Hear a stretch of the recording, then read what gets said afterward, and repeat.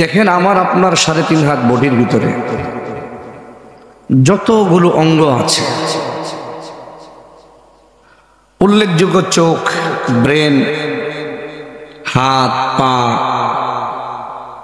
যত অঙ্গ আছে, এই অঙ্গগুলোর সর্দার হলো একটা অঙ্গ আছে, সেই অঙ্গটার নাম হলো কলব। এটা হলো সমস্ত অঙ্গের সর্দার, লিডার। নবীজি বলছেন কলব যদি ঠিক হয়ে যায় তাহলে বান্দার সমস্ত অঙ্গ প্রত্যঙ্গের ব্যবহার ঠিক হয়ে যায়। আর বান্দার কল্প নামক অঙ্গটা যদি নষ্ট হয়ে যায় তাহলে বান্দার 3.5 হাত বডির সমস্ত অঙ্গ প্রত্যঙ্গ, হাতের ব্যবহার, পায়ের ব্যবহার, চোখের ব্যবহার, জবানের ব্যবহার সব নষ্ট হয়ে যাবে। তাহলে এবার আসুন নষ্ট হয় কিভাবে? কলব। আর নষ্ট হয়ে গেলে এটা পরিষ্কার করে কিভাবে? এটাই আজকে আলোচনার মূল বিষয়। হাদিস শরীফের মধ্যে আসছে বান্দা যখন গুনাহ করে তো বান্দার অন্তরের মধ্যে নুকিতাত নুকতাতান সাউদাউ, বান্দার অন্তরে একটা কালো দাগ পড়ে যায়। বান্দা আবারও গুনাহ করে, তার অন্তরে আরেকটা কালো দাগ পড়ে। নামাজ পড়লেন না, অন্তরে একটা কালো দাগ হয়ে গেল। রোজা রাখলেন না, অন্তরে কালো দাগ পড়ল। এইভাবে করে যত গুনাহ আছে, চোখের গুনাহ, হাতের গুনাহ, পায়ের গুনাহ, লজ্জাস্থানের গুনাহ, আয় রোজগারের গুনাহ, এই গুনাহের দ্বারা অন্তরের মধ্যে কি দাগ পড়ে বলেন? কালো দাগ পড়তে পড়তে পড়তে পড়তে এক পর্যায়ে অন্তরটা একেবারেই কালো হয়ে যায়। কালো হতে হতে এক পর্যায়ে এমন হয়ে যায় ওই বান্দার কাছে আর ভালো কাজ ভালো মনে হয় না। অনেকে দেখবেন নামাজ পড়ে না, তার ভিতরে কোনো অনুভূতি নেই যে আমি যে নামাজ পড়লাম না, আমি যে বেনামাজি, এই অনুভূতিটুকুন তার ভিতরে নাই। রোজা রাখে না, সে যে অপরাধী, এই অনুভূতিটুকুন তার ভিতরে নাই, অনুশোচনা নাই। হজ ফরজ হয়ে গেছে, হজ করে না, এর অর্থ হলো তার অন্তরটা কালো হয়ে গেছে। অন্তর কি হয়ে গেছে? কালো হয়ে গেছে। তাদের ব্যাপারেও আল্লাহ তাআলা কোরআনে কারিমে একটা ধমকি দিছে। কে দিছে ধমকি? একটু জোরে বলেন, একটু শাহাদাত আঙ্গুল উঁচু করে চিল্লায় বলেন। وَلَقَدْ ذَرَأْنَا لِجَهَنَّمَ كَثِيرًا مِنَ الْجِنِّ وَالْإِنسِ لَهُمْ قُلُوبٌ لَا يَفْقَهُونَ بِهَا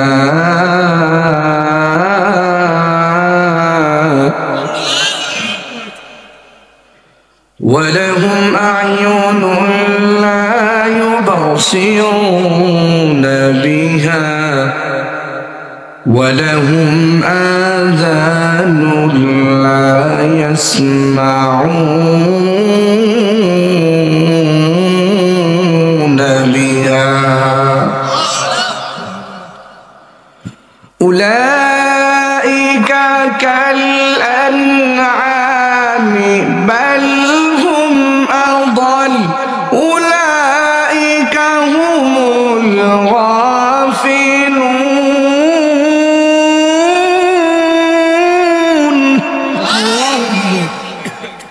আল্লাহ বলেন কিছু মানুষ এমন আছে যাদের অন্তর আছে কিন্তু অন্তর দিয়ে তারা ভালো জিনিস বুঝে না।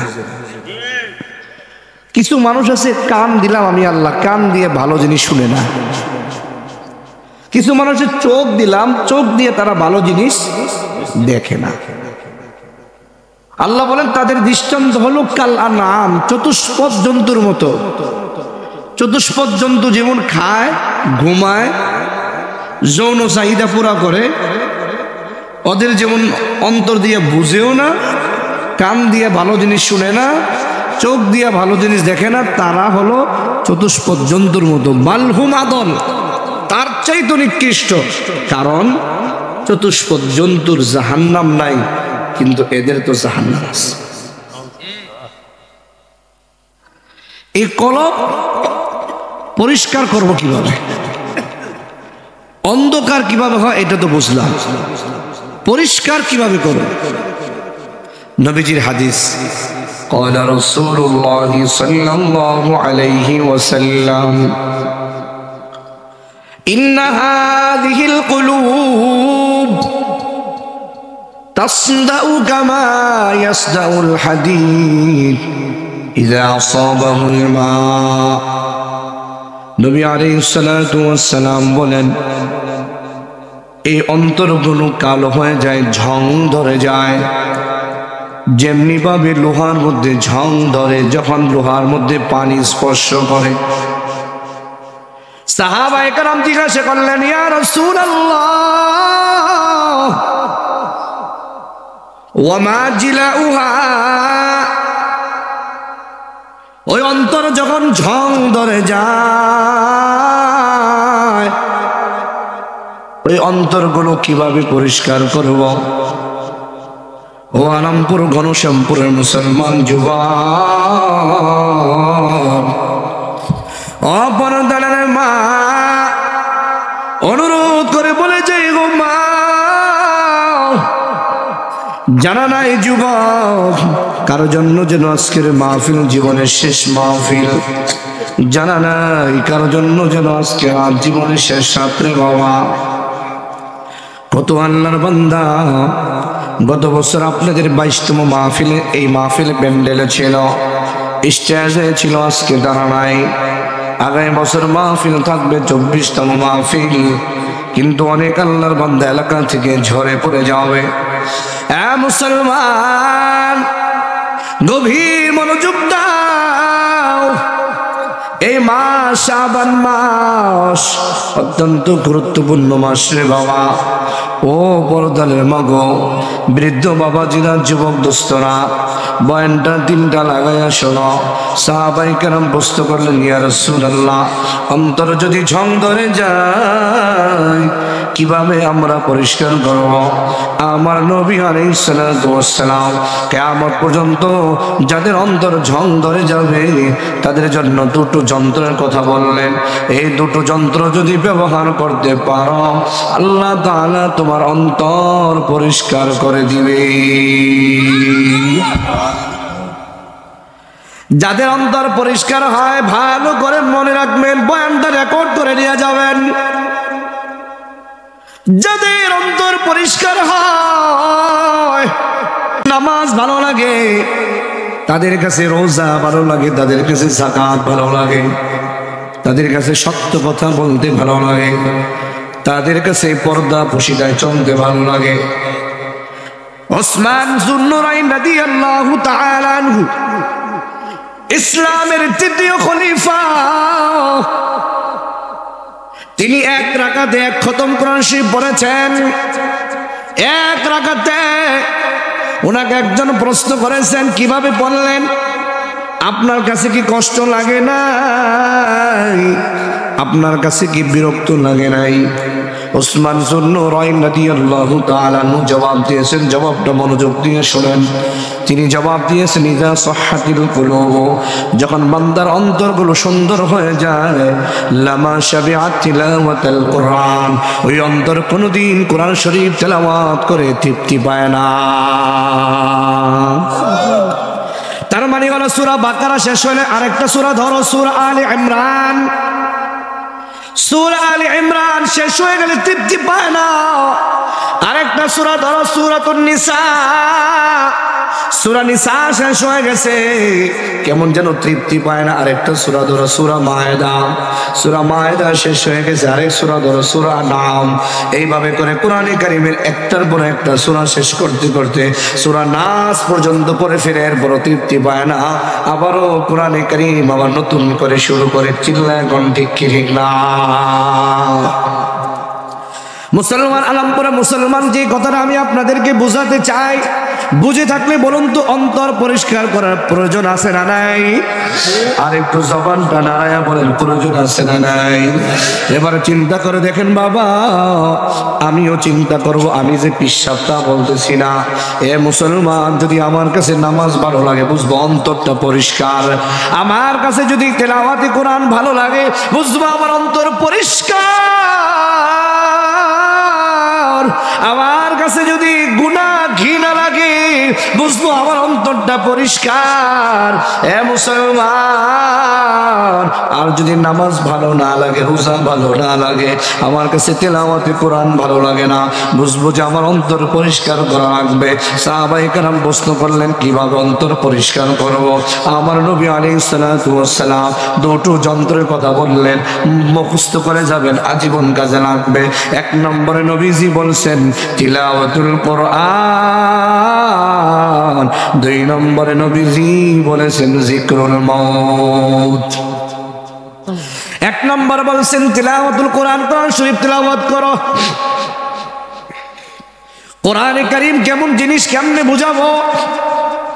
10টা মিনিট সময় দিলে আমি আপনাদেরকে বুঝাতে সক্ষম হব।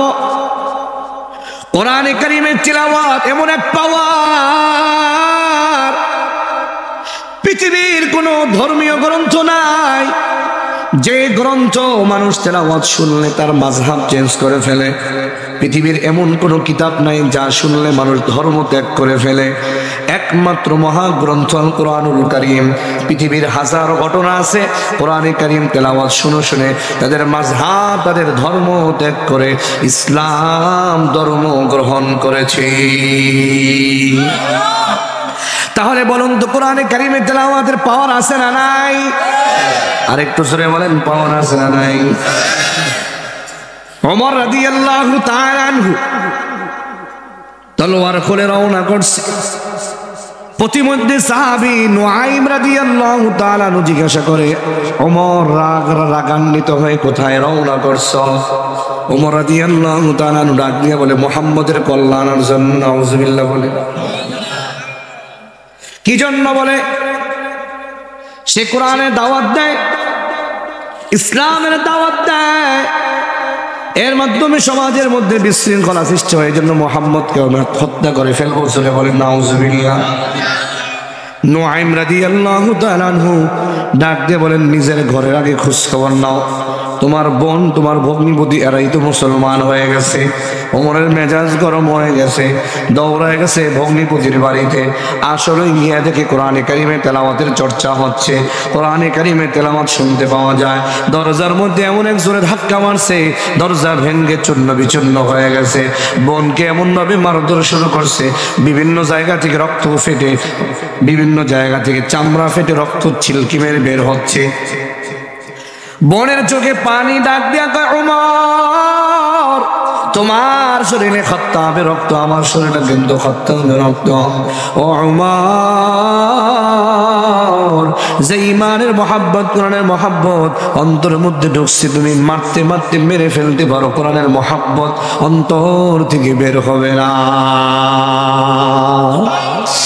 ওমর ডাক দিয়া কয়, কি তেলাওয়াত করতেছিল আমাকে একটু শোনাও। বোন ডাক দিয়া কয়, তুমি নাপাক, তুমি গোসল করে আসো, এরপরে শোনাবো। ওমর রাদিয়াল্লাহু তাআলা তখন ইসলাম ধর্ম গ্রহণ করে নাই।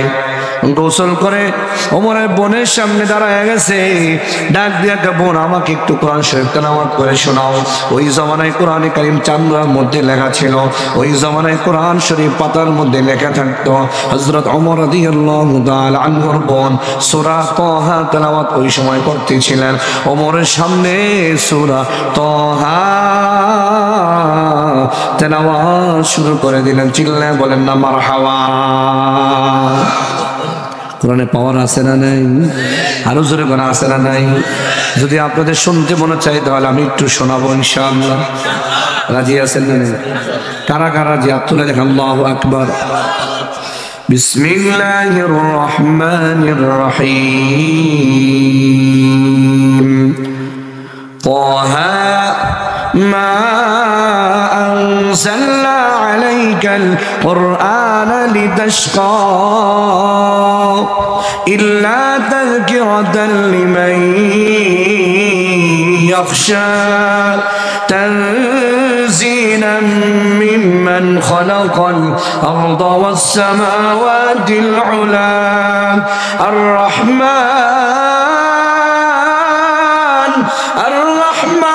على العرش استوى له ما في السماوات وما في الأرض وما بينهما وما تحت الثرى وإن تجهر بالقول فإنه يعلم السر وأخفى الله لا إله إلا هو له الأسماء الحسنى وهل أتاك حديث موسى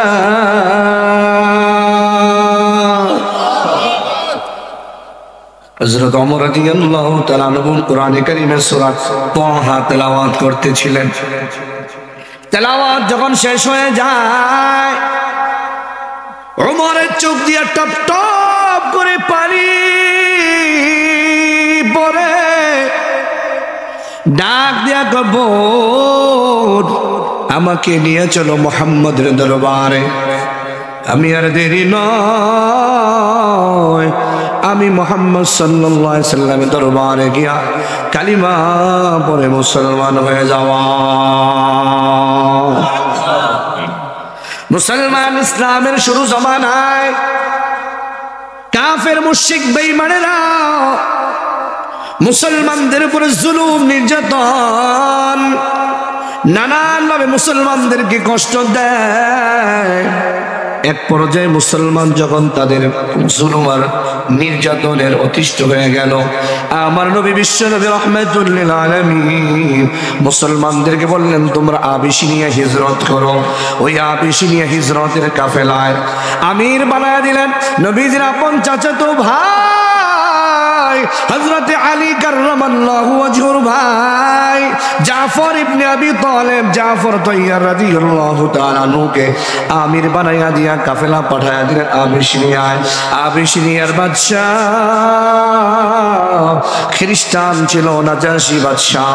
ওই কাফেলাকে ডাকায়া বলল আসলে তোমরা কি চাও বলো দেখি। জাফর ইবনে তাইয়ার রাদিয়াল্লাহু তাআলা ডাক নিয়ে বলে, ও বাদশাহ নাজাশী,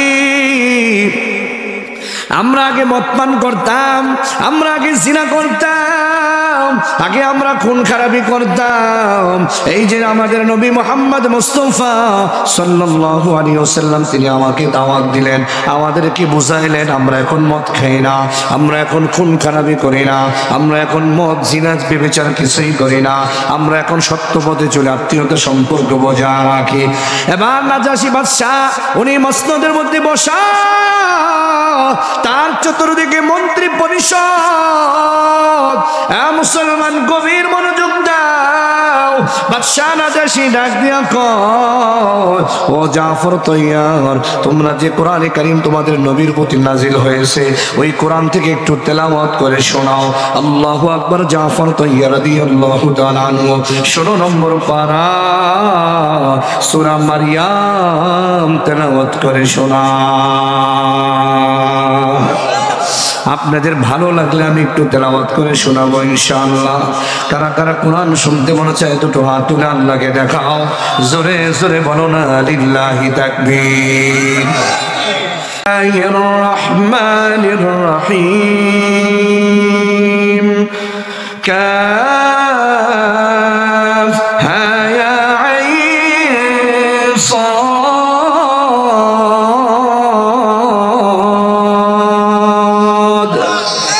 ذكر رحمة ربك عبده زكريا إذ نادى ربه نداء خفيا قال رب إني وهن العظم مني واشتعل الرأس شيبا ولم أكن بدعائك رب شقيا وإني خفت الموالي من ورائي وكانت امرأتي عاقرا فهب لي من لدنك وليا يرثني ويرث من آل يعقوب واجعله رب رضيا يا زكريا إنا نبشرك بغلام اسمه يحيى لم نجعل له من قبل سميا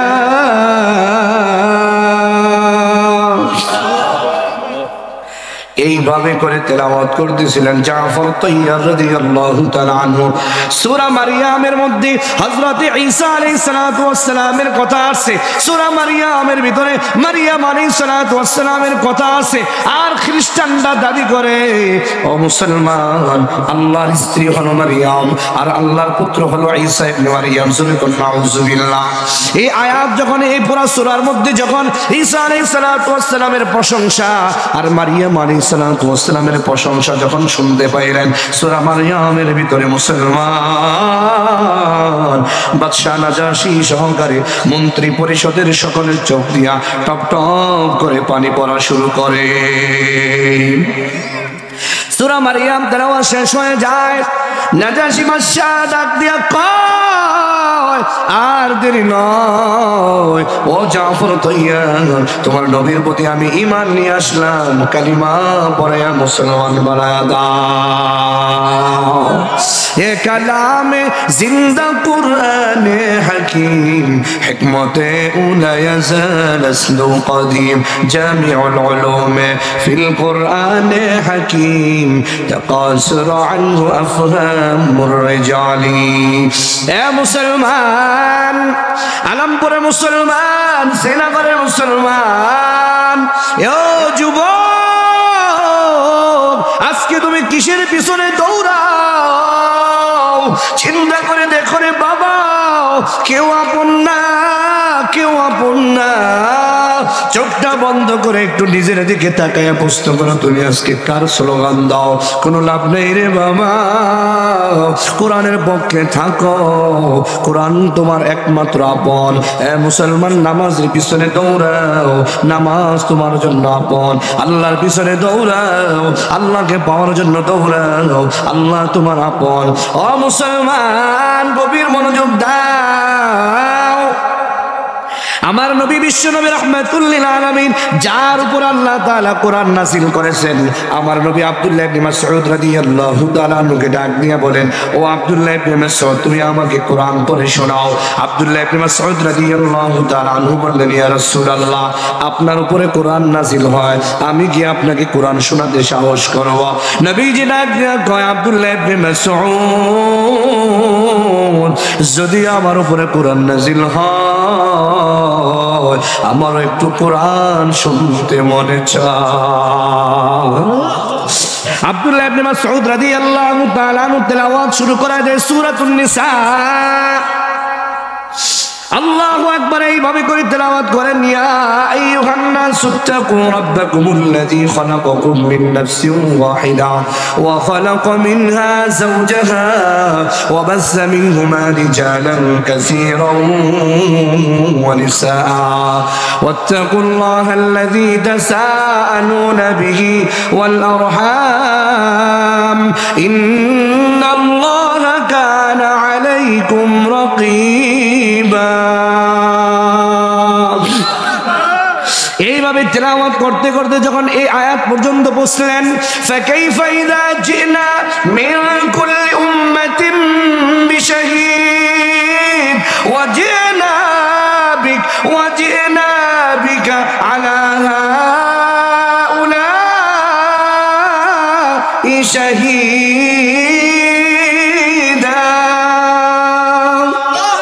এই আয়াত যখন পর্যন্ত আব্দুল্লাহ ইবনে মাসউদ রাদিয়াল্লাহু তাআলা আনহু বসলেন, নবীজি ডাক দিয়া কয়, আব্দুল্লাহ ইবনে মাসউদ, ও আব্দুল্লাহ ইবনে মাসউদ তুমি থামো।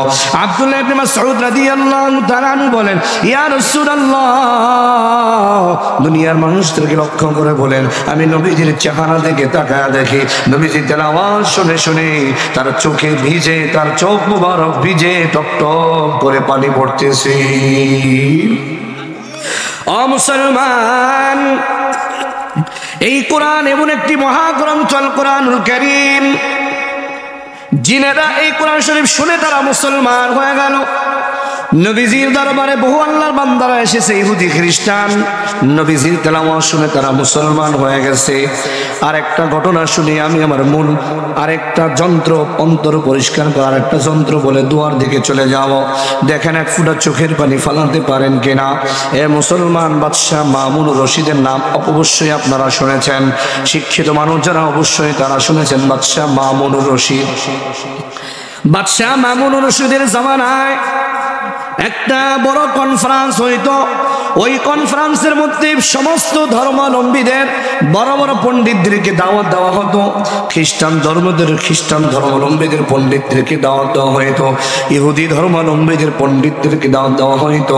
এইভাবে করে মুসলমানদের মধ্যে যারা ভালো আলেম তাদেরকে দাওয়াত দেওয়া হইতো। ওই কনফারেন্সের মধ্যে এক একজন ব্যক্তি তার নিজস্ব ধর্মের সৌন্দর্য, নিজস্ব ধর্মের সততা নিয়ে আলোচনা করত। মুসলমান বাদশাহ মামুনুর রশিদ সেখানে সুন্দরভাবে সব প্রত্যেকের আলোচনাগুলো তিনি মনোযোগ সহকারে শুনতেন। একজন ইহুদি পণ্ডিতের আলোচনা তার কাছে ভালো লেগেছে, তার কথার মধ্যে যে অলৌকিক, তার কথার মধ্যে ফাসাহাত বালাগাত, কথার অলংকার, কথার সৌন্দর্যতা বাদশাহ মামুনের দিলের মধ্যে গিয়া লাগছে। কনফারেন্স শেষ হয়ে যাওয়ার পর বাদশাহ ওই ইহুদিকে ডাক দেয়, তোমাকে আমি অনেক পুরস্কার দিব, তুমি মুসলমান হয়ে যাও। ইহুদি পণ্ডিত ডাক দিয়ে কয়, না না না, আমি মুসলমান হব না, আমি মুসলমান হতে রাজি না। 1 বছর পর আবারও সেই কনফারেন্স অনুষ্ঠিত হইল। সেই কনফারেন্সের ভিতরে মুসলমানদের আলোচকদের মাঝে ওই ইহুদির ব্যক্তির নামটাও আছে। বাদশাহ মামুনুর রশিদ বড় আশ্চর্যান্বিত হয়ে গেলেন। গত বছর তাকে পুরস্কার ঘোষণা করলাম, সে মুসলমান হইল না, আর এবছর মুসলিম আলোচকদের ভিতরে তার নাম। বাদশাহ মামুনুর রশিদ তাকে ডাকাইলো, ডাক দিয়া কয়, তুমি যে মুসলমান হয়ে গেলা কারণটা কি? এবার ইহুদি পণ্ডিত ডাক দিয়া কয়, গভীর মনোযোগ দিয়া শুনবেন আরাম করে মুসলমান। ইহুদি পণ্ডিত ডাক দিয়া কয়, আমি যেমনি ভাবে একজন বড় পারদর্শী আলেম, তেমনি ভাবে আমি একজন বড় কাতেব, বড় লেখক। আমি ইহুদি, আমি তাওরাত কিতাব লিখলাম। তাওরাত কিতাবকে 3টা নুসখা আমি নিজের হাতে লিখলাম, অত্যন্ত চমৎকার ভাবে লিখে লিখে, সুন্দর করে আমি লিখে লিখে এই 3টা কপি নুসখা আমি আল্লাহু আকবার ইহুদিদের বড় বড় পণ্ডিতদের হাতে দিলাম। তারা সাদরে গ্রহণ করলো আর তারা আমাকে বড় বড় পুরস্কার দিল। এরপর আমি স্বহস্তে 3টা ইনজিল কিতাব লিখলাম এবং অত্যন্ত কারুকার্যভাবে সুন্দর করে লিখলাম এবং খ্রিস্টানদের পণ্ডিতদের হাতে তুলে দিলাম এবং তারাও সাদরে গ্রহণ করলো আর আমাকে অনেক বড় বড় পুরস্কার দিল। এবার আমি কোরআন শরীফ লিখলাম। এ মুসলমান, ভালো করে বুঝে না, এবার আমি কোরআন লিখলাম। কোরআনের জায়গায় জায়গায় আমি একটু একটু করে পরিবর্তন করে দিলাম, সংযোজন বিয়োজন করে দিলাম, কোথাও আয়াত মুছে দিলাম, নিজের পক্ষ থেকে আয়াত বানায়া দিলাম। ওই তাওরাতের মধ্যে একই কাজ করেছি, জাবুরের মধ্যে একই কাজ করেছি, আর ইনজিলের ভিতরে একই কাজ করেছি। কিন্তু ইহুদি খ্রিস্টান না কেউ ভুল ধরতে পারে না। কিন্তু কোরআনের মধ্যে আমি একটু এলোমেলো করে এই কোরআনের নুসখাগুলো আমি মুসলমানদের আলেমদের কাছে নিয়ে গেলাম।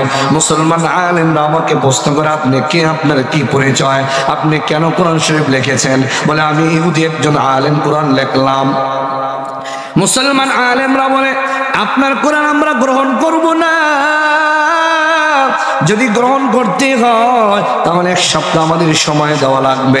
1 সপ্তাহ পরে আপনি আসবেন, আমরা যাচাই বাছাই করে দেখি মুসলমান আলেমরা কোরআন তারা ওই তার লিখিত কোরআন পড়ে পড়ে দেখলো জায়গায় জায়গায় নোক্তার ভুল হয়ে গেছে, নোক্তা শুধরায়া দিল, কোথাও আয়াত ভুল করেছে আয়াত শুধরায়া দিল, কোথাও আয়াতকে মুছে ফেলেছে ওই আয়াত তারা লিখে দিল, ভুলের জায়গাগুলো চিহ্নিত করে করে মার করে করে রেখে দিল।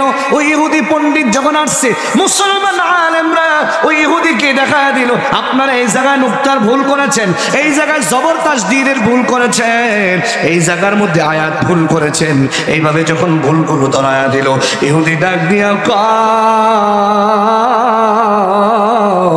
এই কোরআনের এত পাওয়ার, এই কোরআনের মধ্যে কোনো ভুল নাই, সুতরাং এই কোরআন যে ধর্মের ইসলাম ধর্মের কোনো ভুল নাই, সুতরাং আর দেরি নয় আমি সাথে সাথে কালিমা পড়ে মুসলমান হয়ে গেলাম।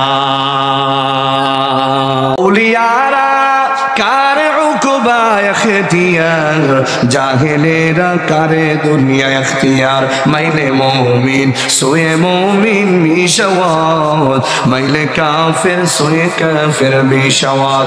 এক জামানা সোহবতে বা আউলিয়া বেহতর সদ সালে তো আতবেরিয়া।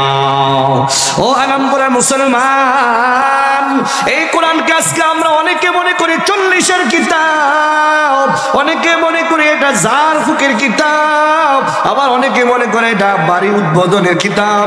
না না না, এই কোরআন হলো মুসলমান তোমার আমার জীবনের সংবিধান। এই কোরআন অনুযায়ী মানুষ যদি চলতে পারে আল্লাহর কসম দিয়া বলি ঘরে বাইরে সমাজে রাষ্ট্রে সব জায়গায় আল্লাহ তাআলা সুশান্তির ব্যবস্থা করে দিবে। আর কোরআনকে মাইনাস করে বাবারে 1000 কোটি টাকার মালিক হতে পারবা, শান্তি হবে না। এই কোরআন তো এমন একটা কিতাব যার দিকে তাকালেই সওয়াব, যার দিকে আঙ্গুল নাড়ালে সওয়াব, কোরআন স্পর্শ করলে নেকি হয়, কোরআন ধরলে নেকি হয়, কোরআনকে মহব্বত করলে নেকি হয়। বান্দারা আপনারা তো জানেন না, মুসলমান ইতিহাস ভালো করে জেনে নেন। মক্কা শরীফের এত দাম কেন? উম্মুল কুরা কি জন্য বলা হয়? কোরআন নাজিল হওয়ার কারণে। মদিনার এত দাম কেন? কোরআন নাজিল হওয়ার কারণে। আমার নবীর দাম কেন? আমার নবীর সিনার ভিতরে কোরআন নাজিল হয়েছে। জিবরাইলের দাম কেন? কোরআন নাজিল নিয়ে, কোরআন নিয়ে দুনিয়া যা সারা ভ্রমণ করার কারণে। রমজানের এত দাম কেন? কোরআন এই মাসে নাজিল হওয়ার কারণে। লাইলাতুল কদরের দাম কেন? লাইলাতুল কদর রাত্রিতে কোরআন নাজিল হওয়ার কারণে। হে মুসলমান, কিয়ামতের ময়দানেও কোরআনের হাফেজদের জান্নাত সবচেয়ে বড় থাকবে। জোরে কোন ঠিক ঠিক না?